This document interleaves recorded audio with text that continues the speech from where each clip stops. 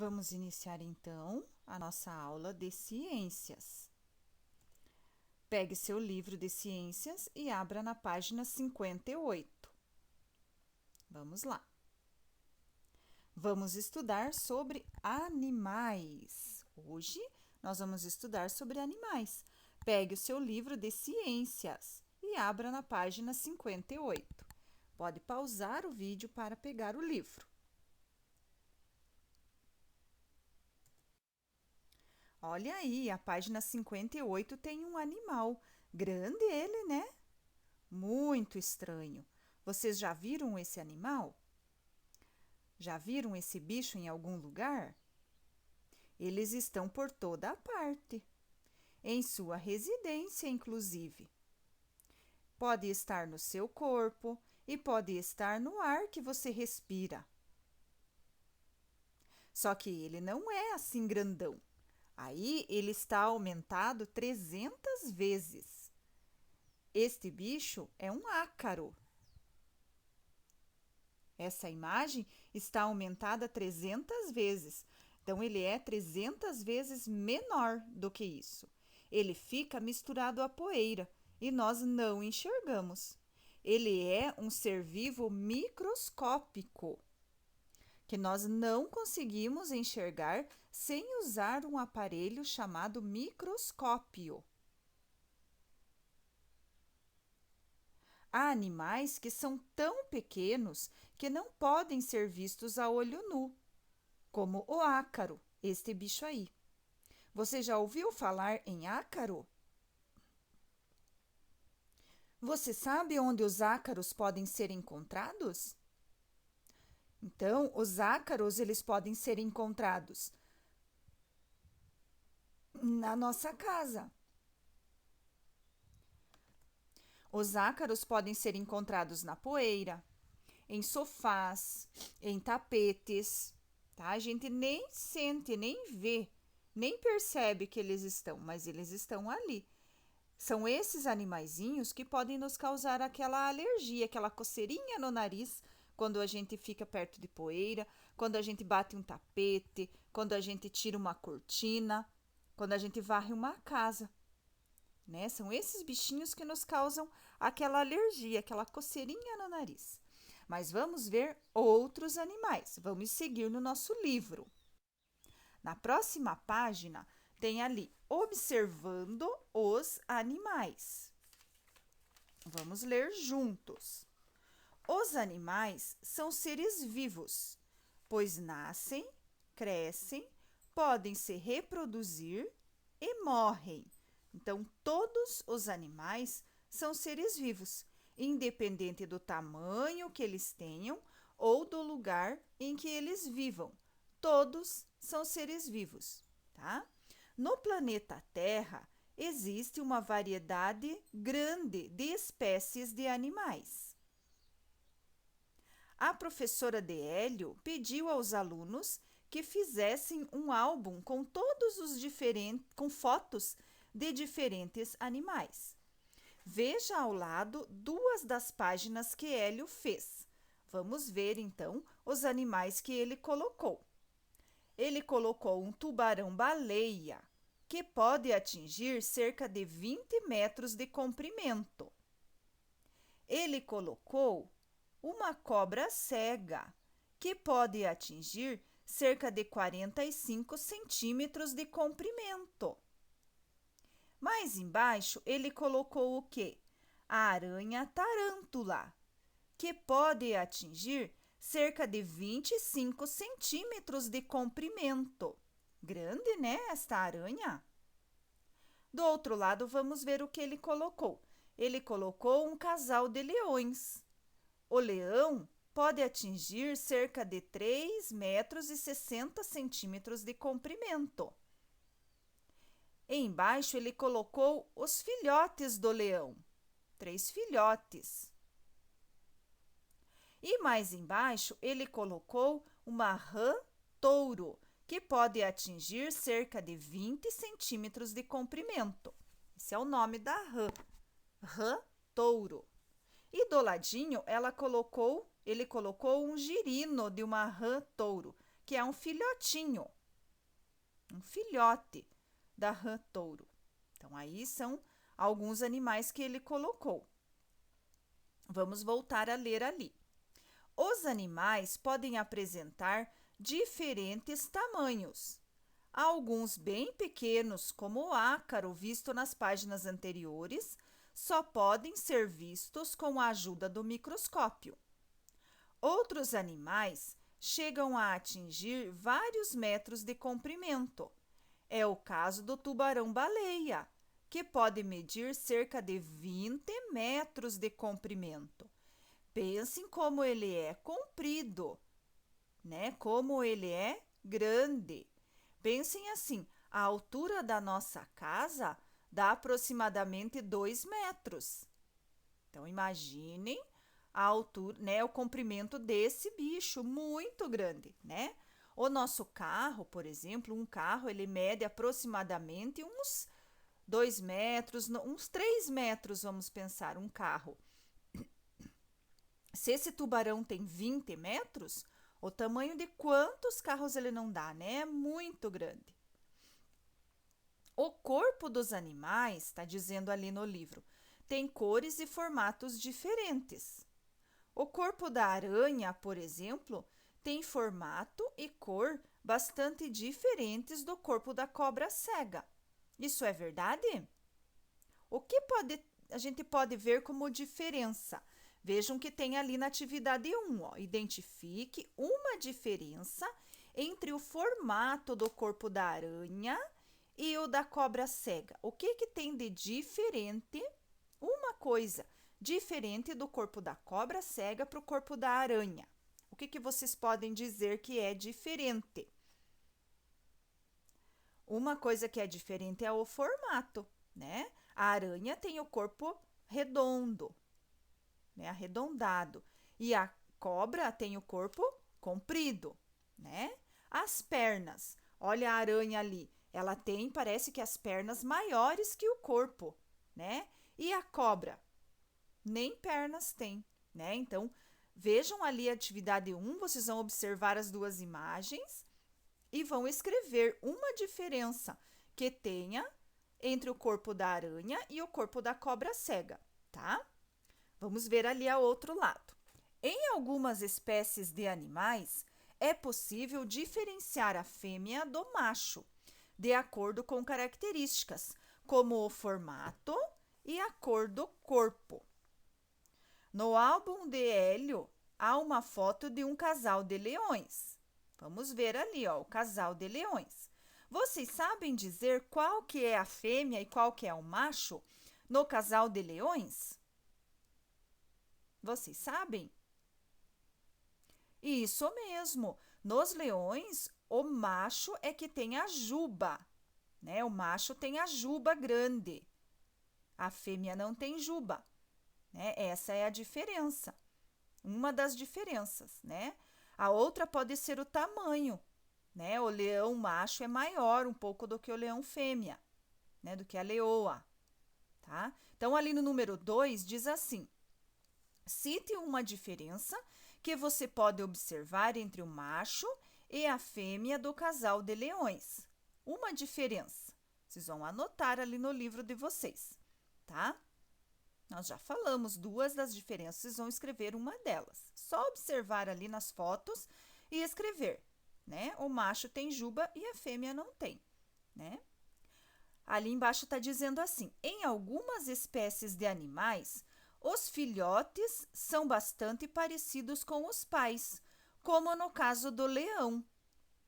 Nessa fase da vida, é mais difícil identificar diferenças entre machos e fêmeas. Por exemplo, olha ali os leões, ali, os 3 filhotinhos de leão, olhando assim a imagem, nós não conseguimos identificar qual é o macho e qual é a fêmea, né? Porque ainda não cresceu a juba nos machos, né? Não dá para dizer. Mas eles são iguais aos pais, né? Tem 4 patas, tem o pelo, né? Tem a pelagem, o rabo também, né? Então, eles são parecidos com os pais, certo? E em outras espécies de animais, os filhotes são diferentes dos adultos, como é o caso da rã touro, que nós temos ali a imagem. Olha ali, a rã, ela não tem rabo, e o filhote, o girino de uma rã, tem rabinho. É o que acontece também com os sapos, né, que a gente tem, né, vê por aí, ou as pererecas, né, as rãs, que não é a rã touro, né, mas que a gente vê por aí nas nossas casas, nas lagoas, né, nos tanques que a gente tem. Em nossas casas, às vezes tem também, no jardim. A rã, ela não tem rabo, né? Mas quando ela é filhote, ela tem, tá? Nós vamos ver mais para frente isso também, as diferenças que dá na vida do sapo, enquanto ele é filhote até ele chegar na idade adulta, tá? Vamos ver agora a imagem de alguns animais e tentar identificar qual é o macho e qual é a fêmea só de olhar. Vamos lá? Alguns animais que vocês conhecem. Vamos ver. Olha aí um casal de calopsita. Vocês conhecem calopsita? Vocês sabem dizer, olhando ali, qual é o macho e qual é a fêmea? Então, o macho, ele tem o rosto amarelado com bochecha vermelha. O macho tem cauda acinzentada. O macho, ele fica hipnotizado por um espelho. Ele adora espelho. E o macho abre o peito para chamar atenção. Canta, canta para chamar atenção. E como é a fêmea da calopsita? A fêmea tem o rosto mais escuro e mais opaco. É um rosto menor. As fêmeas podem ter a cauda rajada, de várias cores. As fêmeas não ligam para espelho. As fêmeas são mais tímidas. Pensando nas características que eu falei, qual desses é o macho e qual é a fêmea? Será que o macho é o que está com a cabecinha por cima? Que é o maior? O que vocês acham? Vamos brincar um pouquinho agora. O que vocês acham? Qual é o macho? É o que está com a cabecinha por cima ou o que está com a cabecinha por baixo? Vamos ver, vamos ver. O macho é o que está à nossa esquerda, o que está com a cabecinha por cima, né? Segundo as características que eu retirei da internet, tá bom? Pode ser que tenha alguma exceção, né? Aí vocês vão dizer assim: ah, mas eu tenho uma calopsita macho na minha casa e ela não gosta de espelho. É uma característica dela, quer dizer aqui, a maioria das calopsitas macho gosta de espelho. A maioria tem a cauda acinzentada, né? Não é uma regra 100%, né? Que todos eles são assim. A outra é a calopsita fêmea. Aí vocês vão dizer assim: ah, mas eu tenho uma calopsita fêmea na minha casa que adora um espelho. Então, ela não é fêmea? É sim, mas é uma exceção, né? Uma exceção, quer dizer, ela é diferente das outras, né? Vamos ver outros bichinhos aqui. Esse bichinho vocês conhecem? Que bicho é esse? Olha aí, o gato, né? Eu encontrei algumas curiosidades na internet e achei uma bastante interessante, né? Vamos ver se vocês conseguem, olhando aí para esses gatos, identificar qual é o macho e qual é a fêmea. Vocês sabem? Então, eu vou contar uma coisa para vocês. Eu li na internet, num site confiável, né, que a gente tem que ver bem onde que a gente vai ler as coisas, né? Como eu já falei na última aula ali que nós tivemos sobre meios de comunicação, que nós precisamos cuidar muito onde nós pesquisamos, né? Mas essa pesquisa que eu fiz, eu acredito que é um site confiável, né? Eu pesquisei bastante, quem falou foram alguns veterinários também falaram isso. Que gatos com 3 cores são quase sempre fêmeas. Somente 1 em cada 3.000 gatos pode ter 3 cores e ser macho. Vejam que interessante, né? Então, eu tinha ouvido falar isso já, mas achei que era dito popular, né? Que não era verdade. Mas é verdade sim, é cientificamente comprovado, né? Somente 1 em cada 3.000 gatos que nascem com 3 cores é macho, tá? Então, eu nunca vi um gato de 3 cores que seja macho, sempre é fêmea. Então, entenderam? Então, aqui nesse caso, né, dessas duas imagens, esse que tem 3 cores é uma fêmea, né?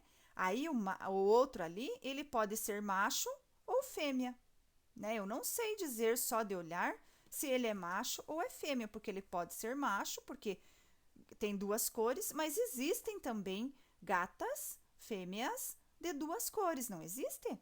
Existe sim. O que não existe, quase improvável a gente ter na nossa casa, é um gato macho com 3 cores, tá?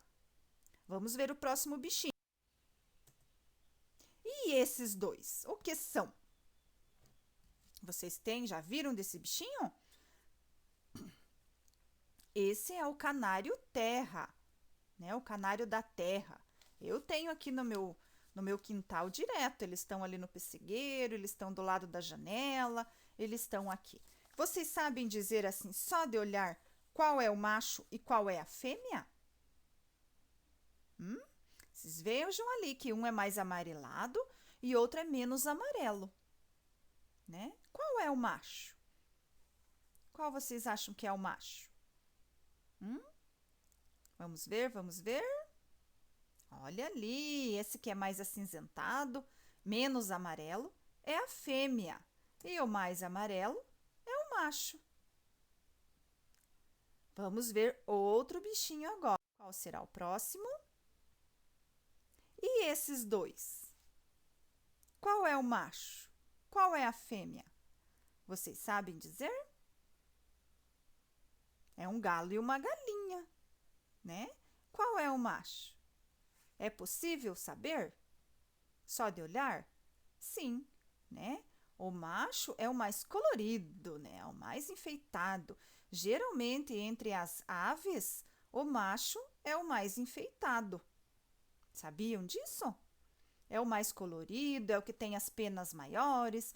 No caso do galo e da galinha, é o que tem o rabo maior lá, a cauda maior, tem a crista, né? Então, todos, esse daqui eu acredito que todo mundo acertou, né? Qual que é o macho?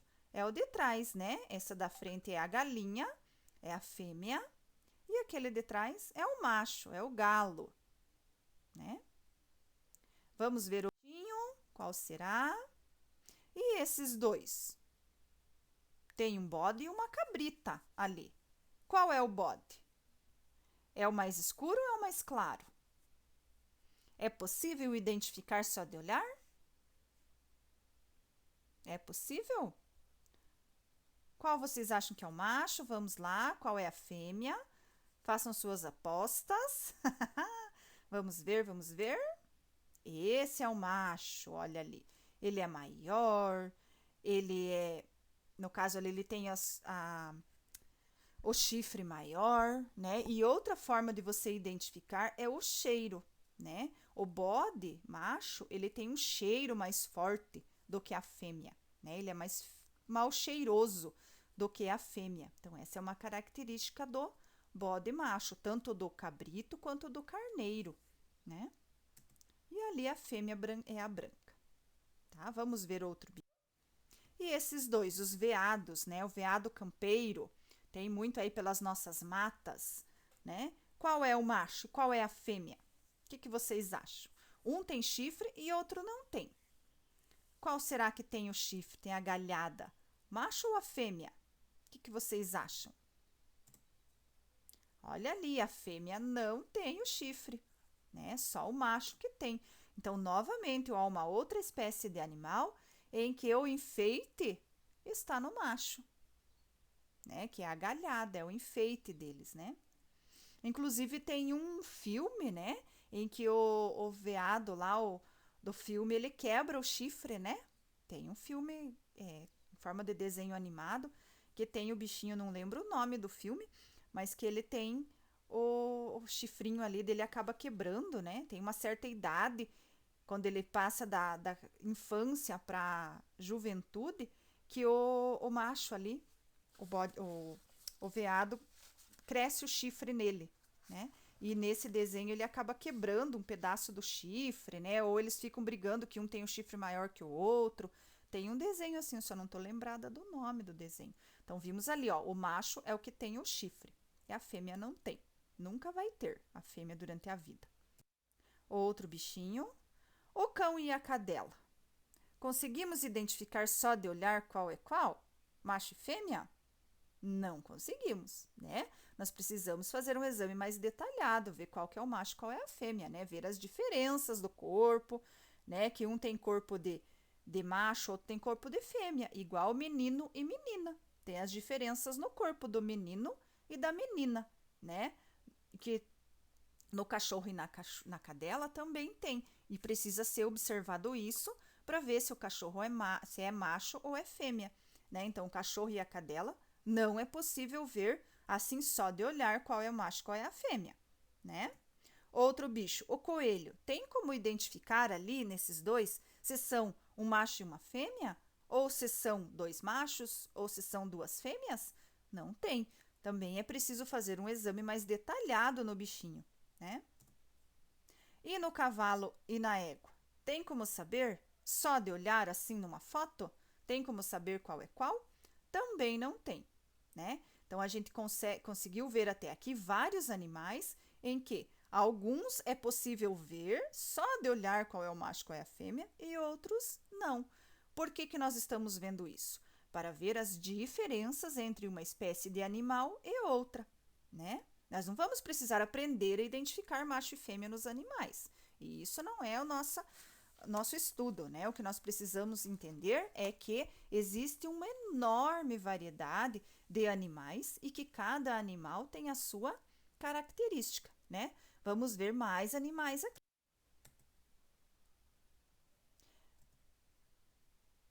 E esses? Qual é o macho e qual é a fêmea? Qual é o menino e qual é a menina? Vocês conseguem dizer só de olhar a foto? Isso é um animal?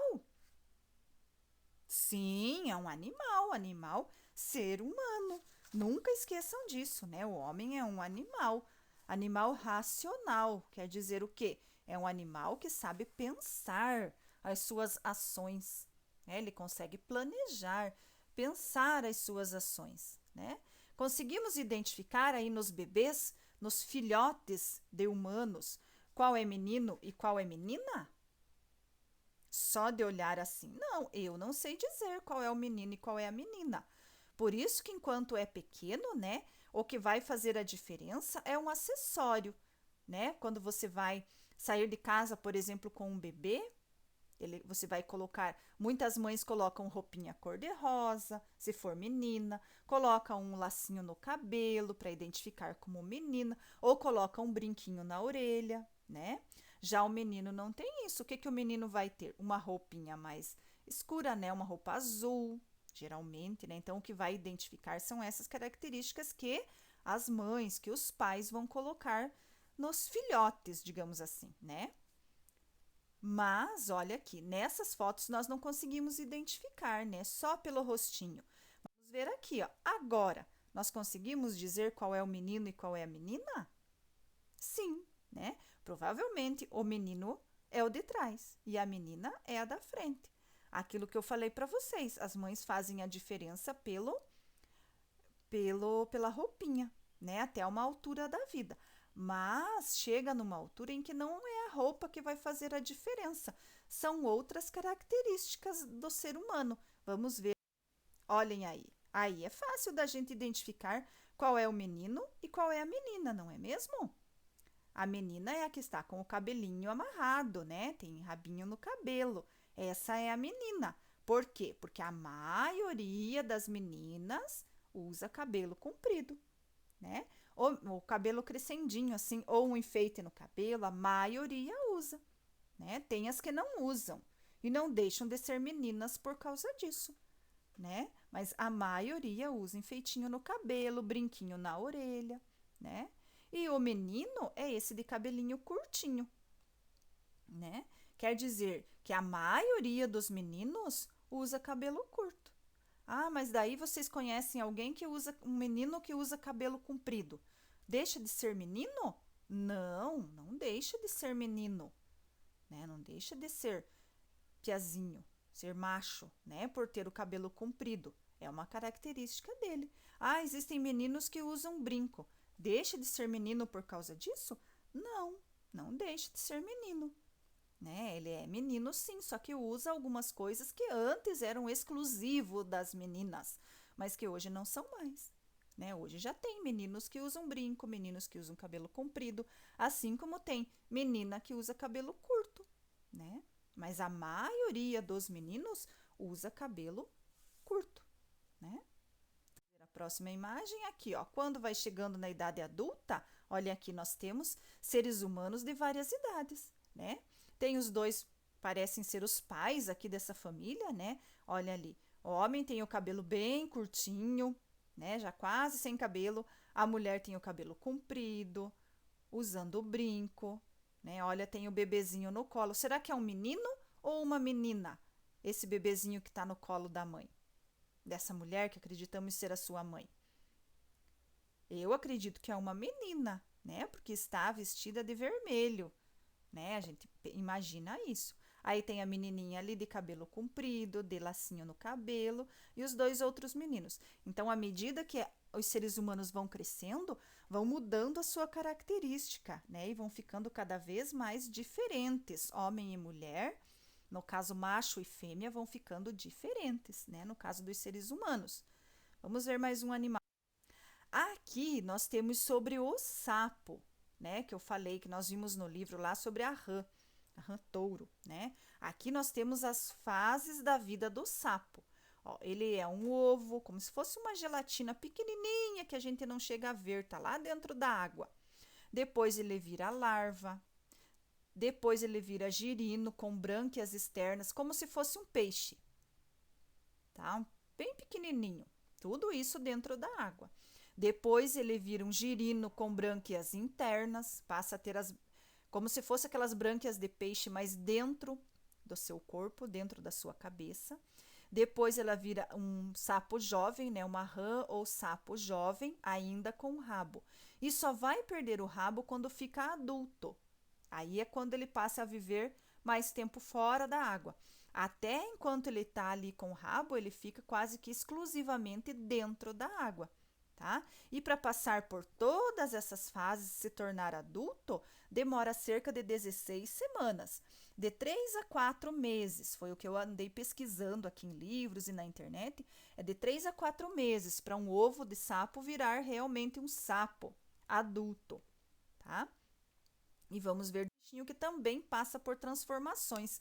É a borboleta. Lembra que eu pedi para vocês lerem um textinho numa outra aula de língua portuguesa sobre a vida da lagarta? Né? Então lá contava da lagarta que comeu, comeu, comeu, depois ela se sentiu fechada em algum lugar e ficou sufocada, sufocada, escutando tudo o que acontecia fora daquele casulo em que ela estava, né? E quando ela saiu, ela já não era mais lagarta, ela tinha virado borboleta. Então aqui, ó, é a metamorfose. O que que é isso? Metamorfose. Essa palavrona enorme. Guardem isso na cabecinha de vocês. Metamorfose é uma mudança que alguns animais têm na vida deles, que deixam de um tipo de corpo para ter outro tipo. Olhem aqui o da borboleta. Era um ovo lá na folhinha, um ovo que foi uma borboleta que botou. Aí virou uma larva, né, que é a lagarta. Aí a lagarta se transforma em pupa, ou seja, vira um cesto, um fechadinho de fio, como se fosse feito de tecido, mas é a própria lagarta que cria em volta do corpo dela. E ela se fixa no tronquinho da árvore, no cantinho da madeira, e vira uma pupa, uma crisálida. Aí a pupa se transforma em borboleta e fica uma borboleta adulta. Tá? Esse é o ciclo de vida da borboleta, né? A fase do ovo da borboleta dura 15 dias, então ela fica 15 dias como ovo. Aí ela nasce, vira uma lagarta. A fase da lagarta dura de 1 a 8 meses, dependendo da espécie. São muitas espécies, né? Então, pode durar em algumas espécies 1 mês, em outras 2, até aquelas que ficam 8 meses como lagarta, comendo folha e rastejando e se arrastando, até ela virar a pupa. A fase da crisálida é a mais curtinha, quando ela fica dentro daquele cesto fechado, dura apenas 21 dias, tá? E a fase da borboleta pode durar de 5 dias, veja que curtinha a vida de algumas espécies de borboleta. Dura de 5 dias a 1 ano, dependendo da espécie. Então, tem borboletas que vivem somente 5 dias e acabam morrendo de velhas, morrem mesmo, né? Fora as que morrem porque alguém mata, que morrem por causa do agrotóxico, que morrem por diferentes motivos, né? Então, aqui a gente viu alguns animais e algumas formas, né, de animais, macho e fêmea, algumas características. Agora nós vamos voltar um pouquinho para o nosso livro, tá? Continuamos a leitura do nosso livro, lá na página 62. Vamos ver. A arara azul no Brasil. Vamos ler ali. A arara azul, também conhecida como arara azul grande, é uma ave encontrada nos estados do Mato Grosso, Mato Grosso do Sul, Amazonas, Pará, Maranhão, Bahia, Piauí, Tocantins e Goiás. Essa ave atinge cerca de 1 metro de comprimento. As araras azuis geralmente vivem em famílias ou grupos e se alimentam principalmente de sementes de palmeiras. Essa espécie de ave já foi considerada ameaçada de extinção, ou seja, com risco de desaparecer na natureza. Isso ocorreu principalmente por causa da destruição dos locais onde elas vivem e pela sua venda ilegal como animais de estimação. Ali tem uma imagem das araras azuis no Mato Grosso. Atualmente, a arara azul não corre risco de ser extinta da natureza, com a ajuda de diversos pesquisadores. Atualmente, a arara azul não corre o risco de ser extinta da natureza, com a ajuda de diversos pesquisadores. Veja a seguir a manchete de uma reportagem que trata de um projeto de conservação dessa espécie na natureza. Olha ali, o projeto pessoal que ajudou a salvar a arara azul. Grupo de pesquisadores conseguiu aumentar a população da ave de 1.500 para cerca de 5.000 indivíduos no Pantanal. O projeto pessoal que ajudou a salvar a arara azul de Giovanna Girardi. Então, ela fez esse projeto, né? Essa reportagem sobre o projeto. Aí a atividade diz assim: cite uma atitude que podemos ter para auxiliar na conservação da arara azul no ambiente. O que nós podemos fazer para ajudar a continuar tendo não só a arara azul, mas também qualquer outro passarinho, como nós vimos ali atrás no vídeo, o canarinho, por exemplo. Ele depende das árvores para fazer seus ninhos, para ter a sua alimentação. Que atitude nós podemos ter para conservar a vida desses animais que vivem na floresta? O que nós podemos fazer? Uma das coisas que nós podemos fazer é não comprar, né? Não comprar passarinhos. Ali fala da arara azul. Não comprar a arara azul que seja vendida por pessoas que prendem elas no mato, né? Mas aqui na nossa região a gente sabe que a arara azul não existe, mas existe o canarinho, que muita gente arma alçapão na mata e prende o canarinho e coloca ele numa gaiola. E coloca na área da sua casa, na varanda da sua casa, para ele cantar. Será que nós precisamos fazer isso com aquele canarinho que é da natureza? Não precisamos, né? Se a gente sair ali no mato do lado da nossa casa, a gente vai ter animais cantando ali, passarinho cantando, por que prender, né? Se a gente tiver uma árvore perto da casa, como eu tenho ali perto até onde eu fico fazendo as minhas aulas, corrigindo as atividades, tem um pessegueiro do lado. Sempre tem passarinho ali que ficam cantando ali para mim, de graça. Eu não preciso prender deles. Então, uma das coisas que a gente pode fazer é não prender animais que são da natureza, né? Porque tem as espécies que são domesticadas. Isso nós vamos estudar mais para frente. Animais domésticos, que são aqueles que podem servir para o nosso trabalho, né? Para trabalhar com a gente, como no caso do cavalo, por exemplo, né? Ou até mesmo do cachorro e outras, que dependendo da profissão, trabalha junto com o dono, né? Mas o passarinho, por exemplo, o canário, que é da natureza, nós não precisamos prender. Tem pássaros que são espécies de gaiola, né? Nós não precisamos prender os que estão na natureza, né? A próxima página tem uma atividade. Vamos ver ali, ó, na prática. Você já percebeu a quantidade de animais diferentes que existem ao seu redor? Realize a atividade a seguir para investigar a variedade de animais que vivem nos ambientes que você frequenta. Então, o que vocês vão precisar? Do livro didático e do lápis de cor. Com os colegas e o professor, faça um passeio pela escola. Nós não temos como fazer esse passeio pela escola. Então, vocês vão fazer um passeio aí na casa de vocês, tá? Observe alguns animais que existem nesse ambiente e desenhe um deles no espaço abaixo. Não esqueça de fazer uma legenda com o nome do animal. Então, vocês vão escolher aí dos animais que tem perto da casa de vocês, vão escolher um e vão desenhar esse animal aqui. Vão pintar bem bonito e vão escrever embaixo o nome desse animal. Vão desenhar aqui, vão escrever o cavalo. Vão desenhar ali um gato e vão escrever embaixo gato Mimi. Vão escrever o cachorro, vão desenhar um cachorro e vão escrever o cachorro, meu cachorro chamado Totó.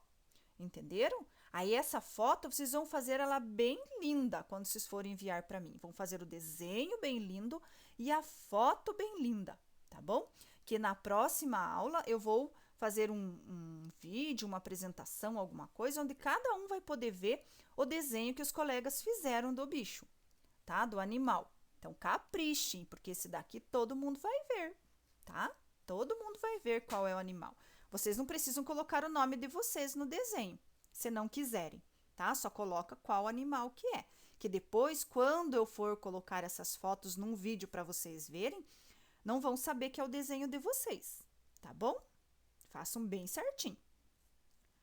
Vamos para frente. Podem parar o vídeo agora para fazer esse desenho. Ou, se preferirem, podem deixar para fazer depois que vocês fizerem esse passeio pela casa de vocês para escolher um animal. Mas não deixem de fazer, tá? Vamos para frente agora no nosso livro. Na próxima página, página 64, nós temos uma atividade. Observe os animais das fotos abaixo e ligue cada um deles à silhueta correspondente. Muito fácil, né? Ligar o leopardo no desenho do leopardo. Ligar o cavalo marinho no desenho do cavalo marinho. E ligar o pinguim gento no azulzinho do pinguim, tá? Bem fácil essa atividade. A número 2 diz assim: na foto ao lado é possível observar duas espécies de animais. Quais são esses animais? Pergunta na letra A. O que vocês veem ali? Tem, parece que 2 hipopótamos e alguns passarinhos. Então, quais são esses animais? Quais são as duas espécies? Hipopótamo e pássaro, né? Letra B. Qual desses animais é o maior? Nossa, que difícil! Qual deles é maior? É o passarinho ou é o hipopótamo? Não esqueçam que hipopótamo é com H, tá bom? Vamos então fazer a correção, tá? Olhem ali. O leopardo, vocês devem ligar na imagem 2, né? Bem fácil. O cavalo marinho deve ligar na imagem 3 e o pinguim na imagem 1, certo? Bem fácil, né? A atividade 2, na foto ao lado, é possível observar duas espécies de animais. A letra A. Quais são esses animais? Hipopótamo e alguns pica-boi de bico vermelho. Esse é o nome. Ou pode ser apenas hipopótamo e passarinho, tá? Pode ser a resposta correta. E a letra B, qual desses animais é o maior? Muito fácil, né? É o hipopótamo, tá? Vejam bem como vocês escreveram a palavra hipopótamo, se está correta, com H no começo, se está com acento, tá bom? Vejam se está certinho e corrijam bonitinho essas atividades.